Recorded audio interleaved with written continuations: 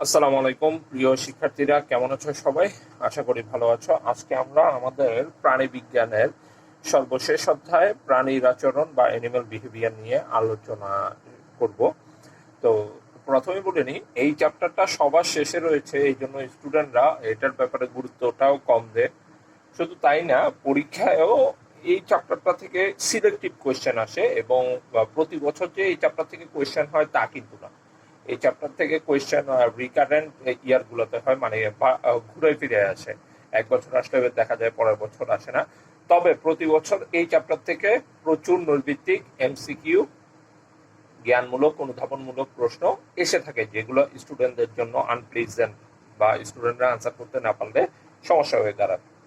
তো আমরা চেষ্টা করবো একেবারে ধাপে ধাপে যাতে এই চ্যাপ্টারটা সম্পূর্ণভাবে পড়া যায়। তবে মজার একটা চ্যাপ্টার। এই চ্যাপ্টার পড়ার দ্বারা আমরা জানতে পারবো প্রাণী হিসেবে আমরা কিভাবে অ্যাক্ট করি এবং আমরা কিভাবে পরিবেশের সাথে খাপ খাইয়ে নিজেদেরকে অন্যান্য যে সকল আচরণগুলো আছে সেগুলো শিখে নিই। তো এটা নিয়ে মূলত আলোচনা করা হবে। একেবারে বেসিক জিনিস সম্পর্কে ধারণা দেওয়া হবে, আমাদের বিহেভিয়ার সম্পর্কে। তো সর্বপ্রথম আসো প্রাণীর আচরণ বা এনিম্যাল বিহেভিয়ার, সেটা নিয়ে কথা বলি। তো জীববিজ্ঞানের যে শাখায় প্রাণীর আচরণ বা এনিম্যাল বিহেভিয়ার নিয়ে আলোচনা করা হয় তাকে বলা হয় ইথোলজি বা আচরণবিদ্যা।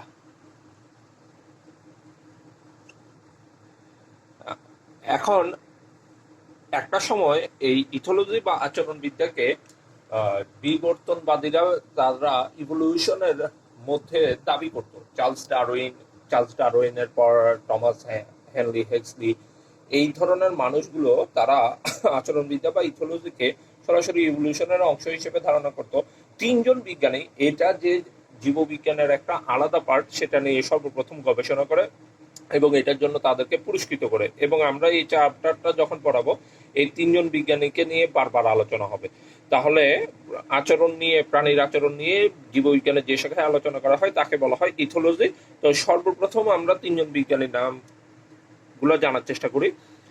প্রথম যে ইথোলজির জনক যাকে বলা হয় তার নাম হচ্ছে নিকোলাস টিনবার্গেন।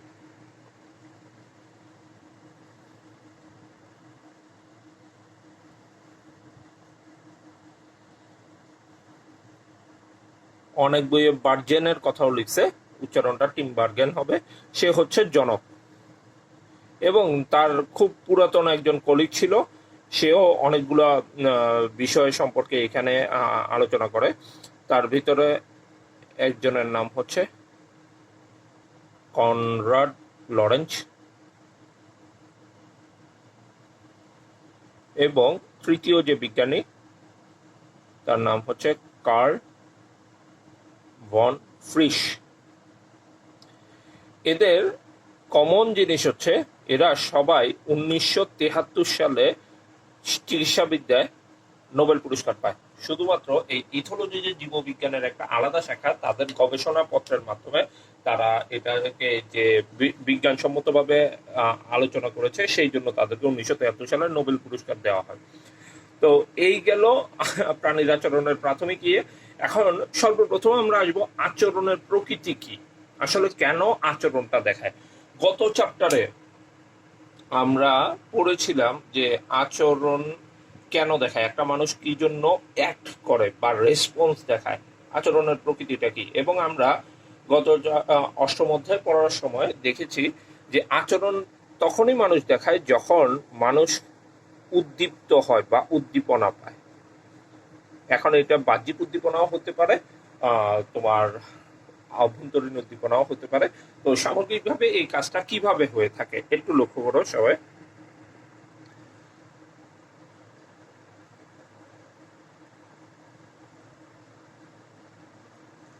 এটা একটা উদ্দীপনা, এখানে হচ্ছে আমাদের দেহ,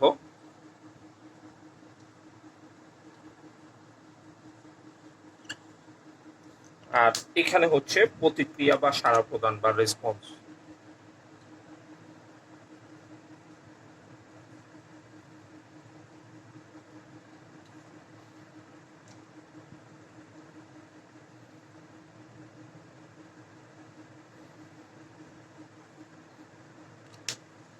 এখন আমরা জানি যে যখন উদ্দীপনা আসে তখন আমাদের দেহের ভিতরে গ্রাহক বা রিসেপ্টর যে স্নায়ুগুলো আছে সেগুলো এই উদ্দীপনাকে গ্রহণ করে এবং সেগুলো আমাদের কেন্দ্রীয় স্নায়ুতন্ত্রতে প্রবাহিত হয় সঞ্চালক স্নায়ু বা কন্ডাক্টর স্নায়ুর মাধ্যমে।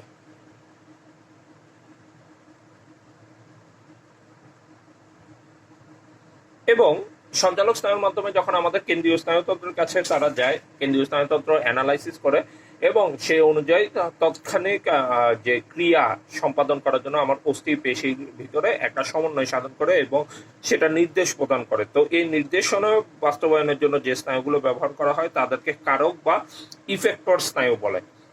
তাহলে সঞ্চালক গেল কারক স্নায়ুর মাধ্যমে আমরা তখন নির্দিষ্ট প্রতিক্রিয়া বা রেসপন্স দেখাতে বাধ্য হই। তাহলে এটাই হচ্ছে আমাদের আচরণের প্রকৃতি। তাহলে উদাহরণ দিয়ে একটু বোঝার আগে আমরা আবার আচরণের প্রকৃতিতে যাই। উদ্দীপনা তাহলে কি? নির্দিষ্ট উদ্দীপনার প্রেক্ষিতে এই যে সাড়া প্রদান করা, এইটাকে বলা হয় প্রাণীর আচরণ। তাহলে উদ্দীপনা গ্রহণ করবে প্রাণীদেহ, গ্রহণ করার মাধ্যমে সঞ্চালক এবং কারক স্নায়ুর মাধ্যমে সে কি করবে? নির্দিষ্ট একটা সাড়া প্রদান করবে। তাহলে নির্দিষ্ট উদ্দীপনার প্রেক্ষিতে রেসপন্স করাকে আচরণ বলা হয়। এখন একটা উদাহরণ দিয়ে এটা বোঝার চেষ্টা করি। ধরো তোমার প্রচন্ড ক্ষুধা, পেট খালি অবস্থায় রয়েছে, এমন সময় তোমার সামনে সুস্বাদু খাবার রাখা হলো। তাহলে তুমি সুস্বাদু খাবারের মাধ্যমে ভিজুয়াল একটা স্টিমুলি বা ভিজুয়াল একটা উদ্দীপনা গ্রহণ করতেছ। চোখ হচ্ছে তোমার গ্রাহক অঙ্গ, সেটার মাধ্যমে তোমার প্রাণীদেহে উদ্দীপনা গেল। স্নায়ু উদ্দীপনা অপটিক স্নায়ুর মাধ্যমে, অপটিক স্নায়ু সঞ্চালকের ভূমিকা পালন করবে, সেটা আমাদের কেন্দ্রীয় স্নায়ুর ভিজুয়াল কর্টেক্সে যাবে, মানে মস্তিষ্কের ভিজুয়াল কর্টেক্সে যাবে। মস্তিষ্কের ভিজুয়াল কর্টেক্স চিন্তা করবে যে পেটে যেহেতু খালি আছে তাহলে এখন খাওয়ার দরকার। কারক স্নায়ুর মাধ্যমে সে নির্দেশনা দিবে, হাতের পেশিগুলোকে সংকোচন প্রসারণের মাধ্যমে সেই খাবারটা কোথায় প্রবেশ করবে? আমার মুখ গহ্বরের ভিতরে প্রবেশ করবে। তাহলে মুখ গহ্বরের ভিতরে যে প্রবেশ করা, এটা হচ্ছে এক ধরনের প্রতিক্রিয়া বা রেসপন্স, আর এটাকেই আমাদের আচরণ বলা হয়। তাহলে আমি তোমাদেরকে আচরণের প্রকৃতি এবং আচরণবিদ্যা সম্বন্ধে বললাম। এখন আসো আমরা এই উদ্দীপনা সম্পর্কে কথাবার্তা বলবো, যে উদ্দীপনার কি ধরনের হতে পারে এবং এই বিভিন্ন ধরনের উদ্দীপনার উদাহরণ নিয়ে। উদ্দীপনাকে তিনটি ভাগে ভাগ করা হয়, এই নামগুলোতে আমরা আসি।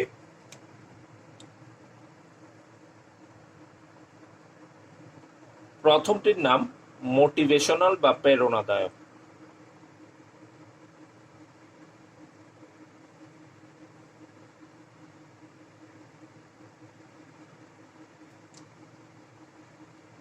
দ্বিতীয়টির নাম রিলিজিং বা নির্গমন।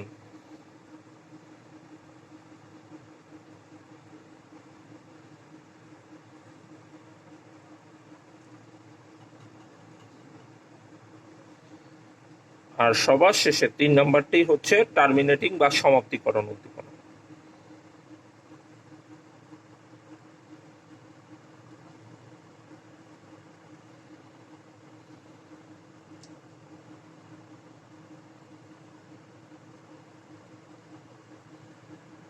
এখন আসো এই উদ্দীপনাগুলো নিয়ে একটু আলোচনা করি। মোটিভেশনাল বা প্রেরণাদায়ক, তার মানে হচ্ছে এরা আমাদের দেহে প্রেরণাদায়ী আচরণ করার সৃষ্টি করতে পারে।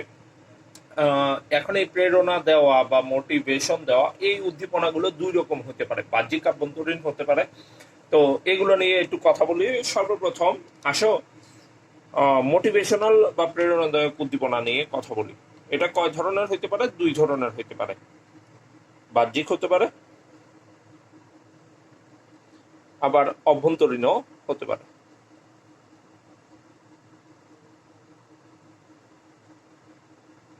লক্ষ্য করে দেখাও, প্রথমে বাহ্যিকের উদাহরণে যাই। বাহ্যিকের উদাহরণ কি? দিনের দৈর্ঘ্যের উপরে ভিত্তি করে দেখবে পাখি কিন্তু তার এক স্থান হতে অন্য স্থানে গমন বা অভিযানকে পরিচালনা করে, যেটাকে আমরা ইংরেজিতে বলি মাইগ্রেশন। তাহলে দিনের দৈর্ঘ্যের উপরে পাখির মাইগ্রেশন।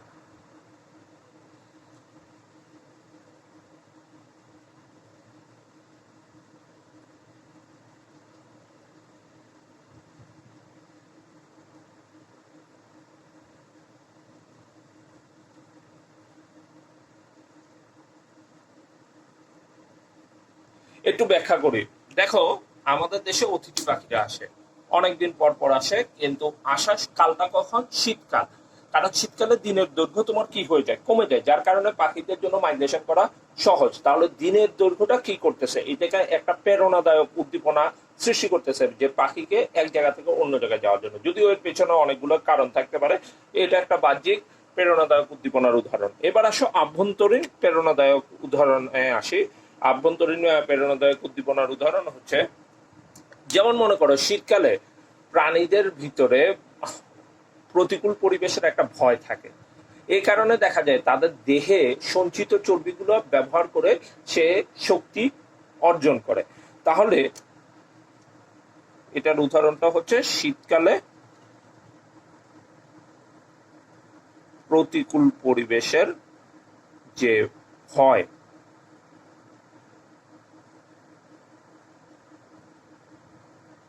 পরিবেশের ভয়, এটা আভ্যন্তরীণ একটা উদ্দীপনা কাজ করে। প্রাণী নিজের ভিতরে সে ভয়টা পায়, এবং এই ভয়ের কারণে সে কি করে? দেহে সঞ্চিত চর্বিকে তোমার কি করবে? ব্যবহৃত করবে শক্তি উপার্জনের কাজে।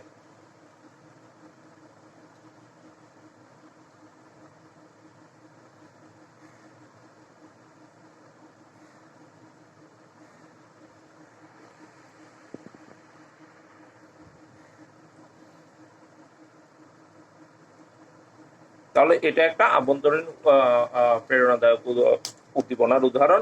এবার আসো রিলিজিং বা নির্গমন। এই শব্দটা বা রিলিজিং বা নির্গমন উদ্দীপনা সর্বপ্রথম ব্যাপক আলোচনা করেছে ওই যে আমরা তিনজন বিজ্ঞানী পড়েছিলাম, তার ভিতরে লরেন্স সাহেব। সে ব্যাখ্যাটা এভাবে দান করেছিল যে আমাদের দেহে কিছু উদ্দীপনা যদি এমন তৈরি হয়, যে উদ্দীপনাগুলোর কারণে আমরা কোনো কিছু রিলিজ করতে বা ত্যাগ করতে বা ওইভাবে যথার্থভাবে আচরণ করতে শিখি, তো এই ধরনের ঘটনাটাকে বলা হয় রিলিজিং উদ্দীপনা বা রিলিজিং বা নির্গমন উদ্দীপনা বলা হয়। এটার একটা সুন্দর উদাহরণ তিনি দেখিয়েছিল। তো তার আগে বলে নি, সে এখানে যে উদ্দীপনাটার নামকরণ করছে সেটাকে এক নামে উনি রিলিজার বলতো, রিলিজার বলতো উদ্দীপনাটাকে। এখন এই রিলিজারের উদাহরণ উনি কোত্থেকে দেখলো? এই উদাহরণটা উনি দেখছে একটা সামুদ্রিক পাখি যার নাম হচ্ছে হেরিঙ্গাল।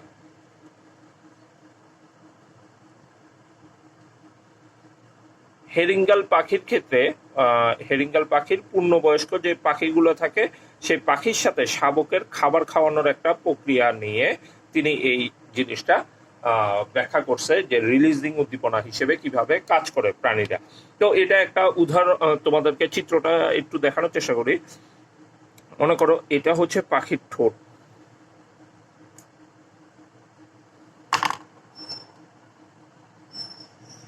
এটা পাখির ঠোঁট। এখন পাখির ঠোঁটের নিচের দিকে একটা লাল ফোঁটার মতন বিন্দু থাকে। তো কর্নার লরেন্স সাহেব লক্ষ্য করলো এই হেরিঙ্গাল পাখি যখন খাবার সংগ্রহ করে আসে, তার যে শাবক পাখিগুলো থাকে তারা শাবকগুলো কি করে? তারা চোখের ভিতরে মায়ের বা পিতার ঠোঁটের এই লাল বিন্দুকে খুব ভালোভাবে বুঝতে পারে, যেহেতু তাদের চোখ ওইভাবে পরিস্ফুটিত হয় না। তো তখন তারা কি করে? এই লাল ফোঁটা বরাবর বারবার ঠোকরাতে থাকে। আর এই ঠোকরানোটা দেখে মা বা আমাদের যে পুরুষ পাখি যেই থাকুক না কেন, তার ভিতরে মস্তিষ্কে একটা উদ্দীপনার সৃষ্টি হয়, যে উদ্দীপনাটাকে বলা হচ্ছে রিলিজার। তো এই রিলিজার উদ্দীপনা তার পাকস্থলীর পেশিগুলোকে কমান্ড করে যে তোমার পাকস্থলীর ভিতরে যে খাবারটা রয়েছে, সঞ্চিত খাবারটা তুমি তোমার বাচ্চার জন্য ত্যাগ করো। তখন হেরিঙ্গাল পাখির পূর্ণবয়স্ক পাখি শাবকের এই ঠোকরানো দেখে সেই খাবারটাকে পাকস্থলী থেকে সংকোচন প্রসারণের মাধ্যমে বের করে নিয়ে আসে এবং সেটা উগড়ে দেয়, আর বাচ্চারা সেটা খেয়ে নেয়। তাহলে এই যে একটা উদ্দীপনা সৃষ্টি হলো, যেটার কারণে প্রাণী রিলিজার উদ্দীপনার মাধ্যমে সে কি করলো? একটা নির্দিষ্ট অ্যাকশন করলো বা তার দেহ থেকে কিছু একটা অংশকে বিচ্যুত করলো, এটাকে বলা হয় রিলিজিং উদ্দীপনা। তো এটার জন্য যে মেকানিজমে কাজ করা হয়, এই মেকানিজমের একটা নাম দিয়েছিল কর্নার লরেন্স সাহেব, সেটার নাম হচ্ছে IRM।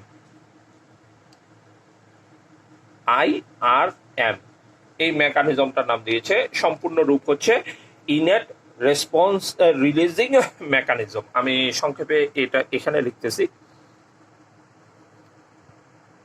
Innate releasing mechanism. এই ধরনের তথ্যগুলো তোমাদের সহজাত আচরণের উদাহরণে শেষে আলোচনা করা হবে। তো যাই হোক, এটা গেল রিলিজিং উদ্দীপনা নিয়ে কথাবার্তা। এবার আসে সর্বশেষে টার্মিনেটিং উদ্দীপনা বা সমাপ্তিকরণ উদ্দীপনা। এটার মানে কি, এই উদ্দীপনার দ্বারা কোনো একটা আচরণের সমাপ্তি ঘটানো। এখন এই উদ্দীপনাটাও কিন্তু মোটিভেশনালের মতন দুই প্রকার হইতে পারে, বাহ্যিক হইতে পারে, তোমার আবার ইয়াও হইতে পারে, আভ্যন্তরীণও হতে পারে। আচ্ছা, তাহলে দুই ধরনের উদ্দীপনা পাওয়া যায় টার্মিনেটিং এ। একটা হচ্ছে বাহ্যিক, অপরটি হচ্ছে অভ্যন্তরীণ।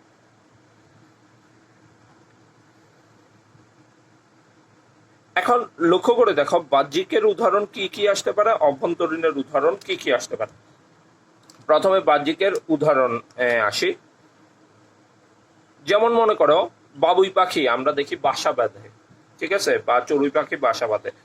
তো এখন মনে করো বাসা বানানো যখন শেষ হয়ে যায়, সে বাসা কিন্তু আর নতুন করে বানানো শুরু করে না, বা একবার যদি বাসা বানানো শেষ হয়ে যায় তখন কিন্তু সে নতুন বাসা তৈরি করার দরকার হয় না, যদি না সে পুরাতন বাসাটা ভেঙে না যায়।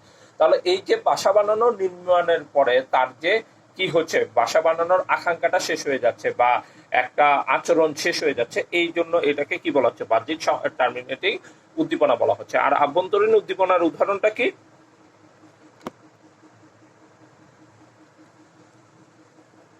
আভ্যন্তরীণ উদ্দীপনার উদাহরণটা হলো তোমার, যেমন মনে করো তোমার খাবার খাওয়া, ঠিক আছে, এখন কতক্ষণ তুমি খাবার খাবে, ভরা পেট না হওয়া পর্যন্ত। যে মাত্র তোমার পেট ভরে যাবে তখন কিন্তু তুমি খাবার খাওয়া অটোমেটিক্যালি বন্ধ করে দিবে।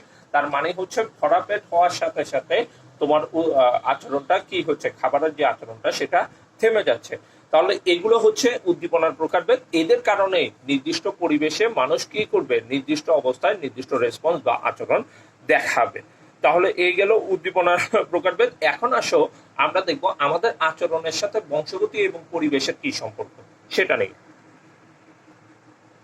শিক্ষার্থীরা, আচরণের সাথে বংশগতি ও পরিবেশের সম্পর্ক। আচ্ছা, লক্ষ্য করে দেখো, প্রাণীর আচরণ তাহলে নির্ধারণ করার ক্ষেত্রে বিজ্ঞানীরা যখন গবেষণা করে তারা কয়েকটা জিনিস লক্ষ্য করলো। যে আচরণ নির্ধারণের সাথে আমরা বাংলায় একটা কথা বলি যে ব্যবহারই বংশের পরিচয়। তার মানে মানুষ যেভাবে আচরণ দেখায় এটা তার বংশগতভাবে আসে। হ্যাঁ, কথাটা সত্য। তার মানে হচ্ছে জিন বা আমাদের যে ক্রোমোজোমের নির্দিষ্ট অংশের মধ্যে যে কার্যকরী একক থাকে, যেটা আমাদের বৈশিষ্ট্য প্রকাশে বা ট্রেড, আমাদের কার্যকরী বৈশিষ্ট্য প্রকাশে সহায়তা করে, তাকে আমরা কি বলি, জিন বলি। তো মানুষের আচরণ বা যে কোনো উন্নত প্রাণীদের আচরণেই তোমার এই জিন দ্বারা কিছু নিয়ন্ত্রিত হয়, এবং পাশাপাশি দেখা যায় যখন সে আস্তে আস্তে বেড়ে উঠতে থাকে তখন সেটা তার পরিবেশের উপরেও, পরিবেশের প্রভাবটাও নিতে থাকে। তার মানে কি, পরিবেশ থেকেও সে সেটা শিক্ষা নেওয়ার চেষ্টা করে। তাহলে আচরণ নির্ধারণ হয় দুইটা ফ্যাক্টর বা উপাদানের উপরে, একটা হচ্ছে বংশগতীয় ফ্যাক্টর জিন, আরেকটা হচ্ছে পরিবেশীয় ফ্যাক্টর। আচ্ছা, এখন লক্ষ্য করে দেখো এটা কিভাবে আসে। জিনের ক্ষেত্রটা আমরা বোটানি চ্যাপ্টারে পড়ছিলাম। আমরা জানি যে জিন বা আমাদের ক্রোমোজোমের যে গাঠনিক বা কার্যকরী একক তার নাম হচ্ছে ডিএনএ, ডিঅক্সি রাইবোনিউক্লিক অ্যাসিড। এবং এই ডিএনএ এর ক্ষুদ্রতম একক যেটা থাকে সেই এককটার মাধ্যমেই দেখা যায় যে কি, আমরা কার্যকরী বৈশিষ্ট্য প্রকাশ করি জিনের মাধ্যমে। তো এই জিনিসটা সব প্রজাতির ক্ষেত্রে এবং একই প্রজাতির সকল সদস্যদের ক্ষেত্রে একই রকম হয়ে থাকে। মানে একই প্রজাতির সকল সদস্যদের ক্ষেত্রে একই রকম হয়ে থাকে।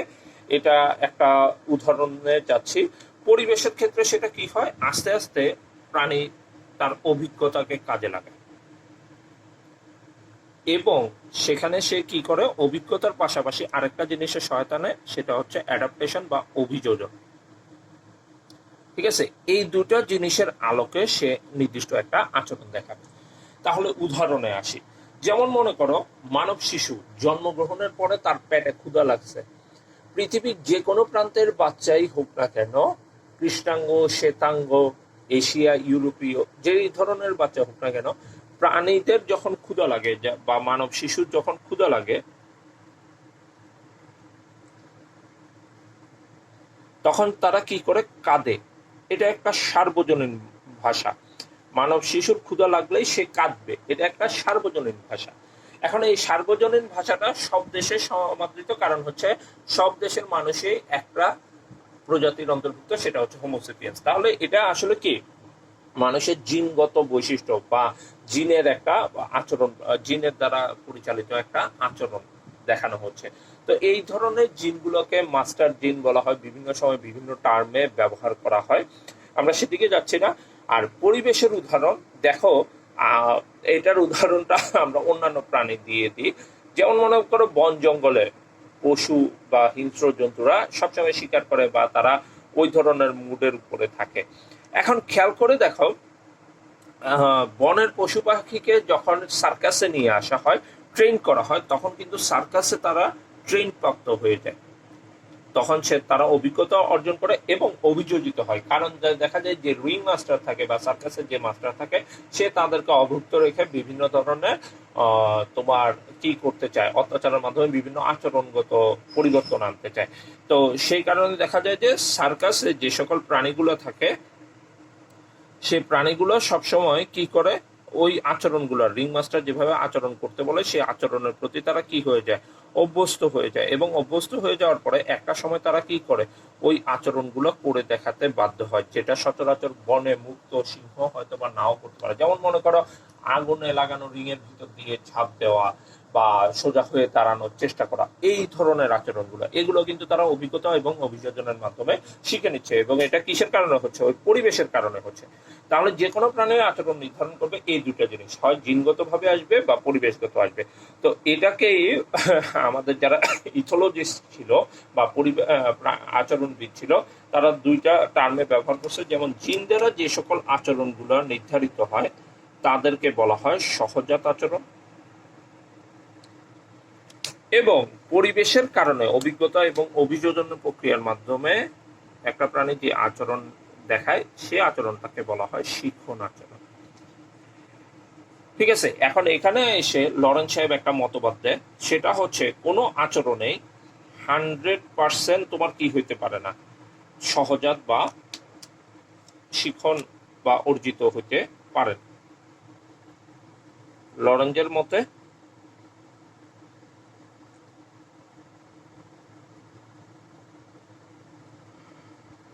100% কেউই কি নয়, সহজাত বা অর্জিত না, শিখন না,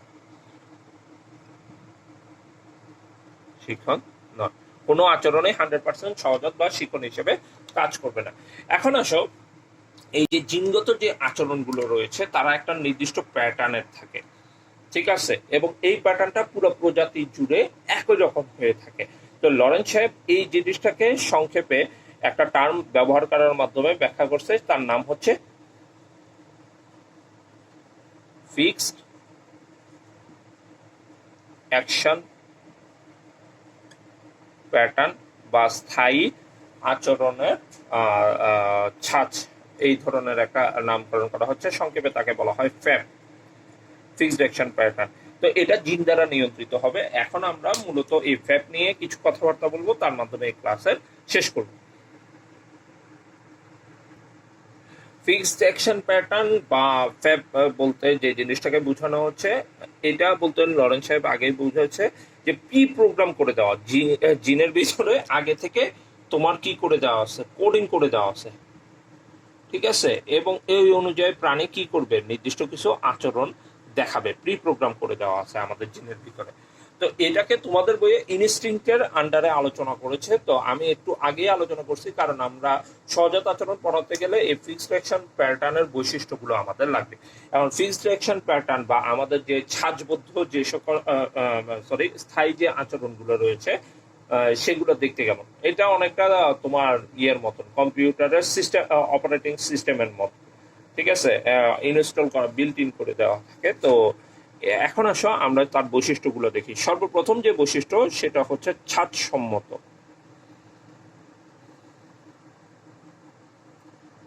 বাংলায় বলা হয় ছাঁচসম্মত, ইংরেজিতে বলা হয় স্টেরিওটাইপ। আচ্ছা, এটার মানে কি? সব সময় একই আচরণ থাকবে, একই ধরনের আচরণ, দেখো বাচ্চার ক্ষুধা লাগছে, তো বাচ্চা কাঁদতেছে, সেটা একই ধরনের রেঞ্জে কাটবে। হয়তো বা তোমার শারীরিক সক্ষমতার উপর ভিত্তি করে কারোরটা তীক্ষ্ণ হইতে পারে, কারোরটা একটু মোটা হতে পারে, কিন্তু সবাই কিন্তু কান্নার জোর দিয়ে কাঁদার চেষ্টা করবে। এবং তাদের আশেপাশে যেসব বাবা মা আছে তাদেরকে দৃষ্টি আকর্ষণের চেষ্টা করবে যে তার পেটে ক্ষুধা লাগছে। 2 নম্বর হচ্ছে সার্বজনীনতা। সার্বজনীনতা মানে হচ্ছে সবাই একই রকম, ইংরেজিতে বলা হয় ইউনিভার্সালিটি।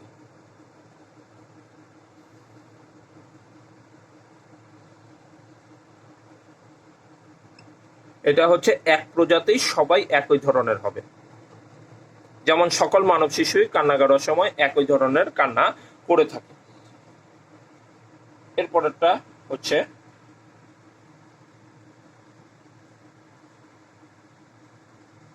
ব্যক্তিগত অভিজ্ঞতা বহির্ভূত। মানে আমাদের জিনগত যে আচরণগুলো রয়েছে, মানে ফিক্সড অ্যাকশন প্যাটার্নের ভিতরে যে আচরণগুলো রয়েছে, এগুলো পূর্ব অভিজ্ঞতা ছাড়াই আমরা কি করব, দেখাবো। এবং এই ক্ষেত্রে দেখা যায় যে প্রজাতির সকল সদস্যই পূর্ব অভিজ্ঞতা থাকে না। যেমন বাচ্চা জন্ম লাভের পরে বা ছোট অবস্থায়, ইনফ্যান্ট অবস্থায় যখন থাকে, সে যখন কান্নাকাটি করে তখন কিন্তু তার পূর্ব অভিজ্ঞতা থাকে না। কেউ তাকে বলে দেয় না তুমি এখন কাঁদবে, সে ওই সময় কাঁদে, বা নির্দিষ্ট সময় কাঁদে, নির্দিষ্ট সময় কাঁদে না, এই ধরনের না। সে যখন তার পেটে ক্ষুধা লাগে, আভ্যন্তরীণ উদ্দীপনার কারণে, তখন সে অটোমেটিক্যালি সে কান্না শুরু করে দেয় এবং ব্যক্তিগত অভিজ্ঞতা বহির্ভূত হয়ে থাকে। এরপরটা হচ্ছে ব্যালাস্টিকনেস।